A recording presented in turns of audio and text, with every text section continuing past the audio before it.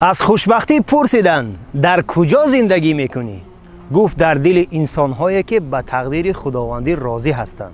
بله، هر چیزی که امروز به سرت آمد از خدا بین. نگو که اگر این خیل میکردم آن خیل میشد، یا اینکه آن خیل نمیکردم این گونه نمیشد. نه، هر چیزی که ما خواستیم نه آن میشود، هر چی خدا خواست همون میشود. اگر خدا نمیخواست زمین و آسمان نبود، اگر خدا نمیخواست آدم و حوا یا اینکه من و تو نبودیم. به امر خدا برگ نریزد ز درخت، گر امر شود نه برگ ماند و نه درخت. هر چیزی که خدا داد اون نعمت است، هر چیزی که خدا نداد یا اینکه به سرت آمد او حکمت است.